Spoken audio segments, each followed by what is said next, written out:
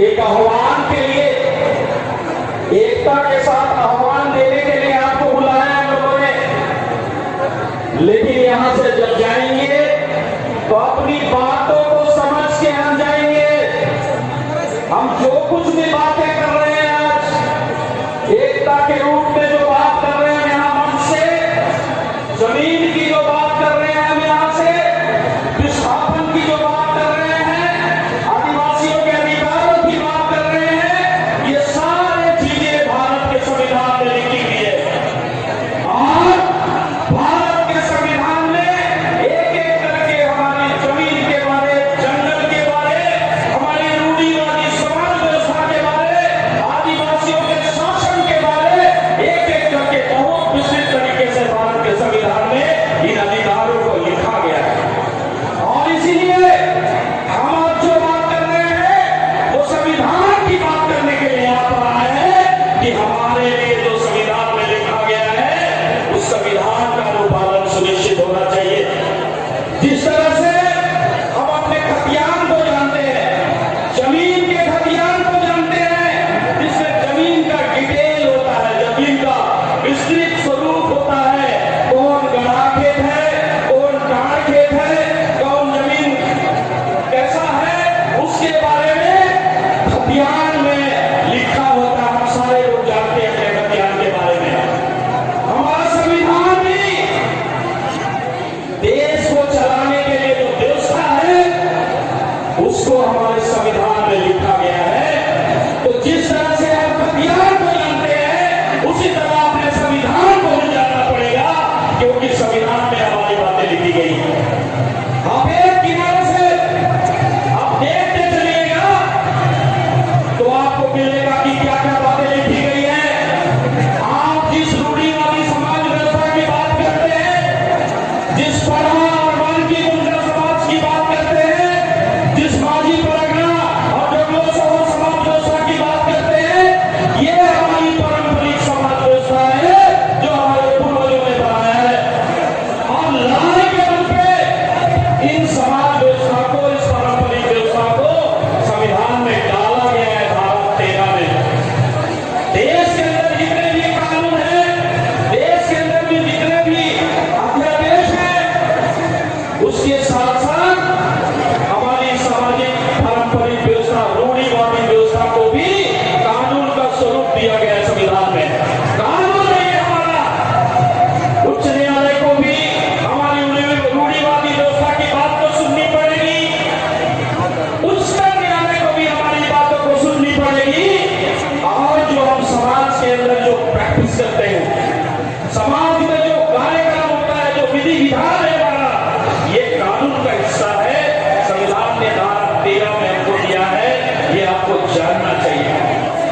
और उसी को आधार मानकर संविधान की 5वीं अनुसूची में ग्राम सभा के रूप में हमारी रूढ़िवादी व्यवस्था को अधिकार दिया गया है।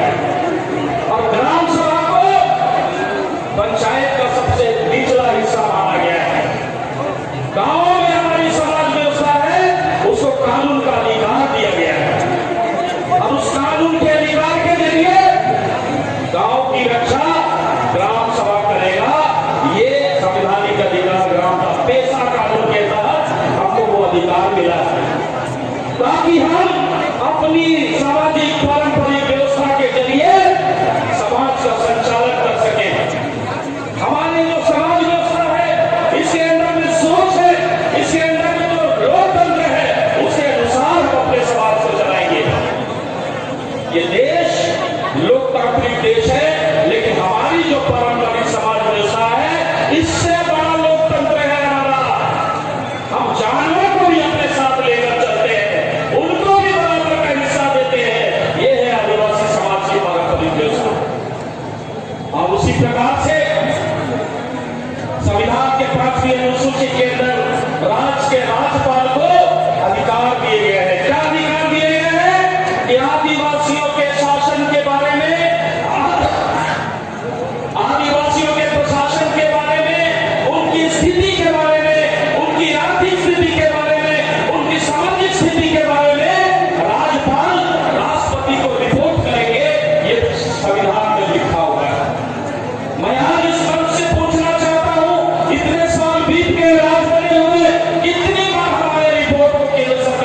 भेजा गया है, दरकिनार किया गया है कि महुआ गांव में क्या हो रहा है।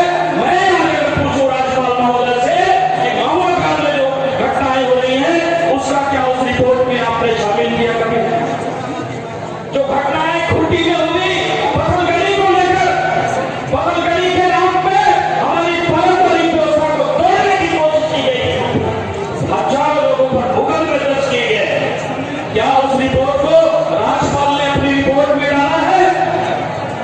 इसी प्रकार राज्य के अलग अलग जगहों में जो परिस्थिति बन रही है, कई लोग भूख से मर रहे हैं, कई लोग पलायन कर रहे हैं, हमारे लोग महाराष्ट्र, चेन्नई, बेंगलोर और देश के बड़े बड़े शहरों में रोजगार की तलाश में जा रहे हैं।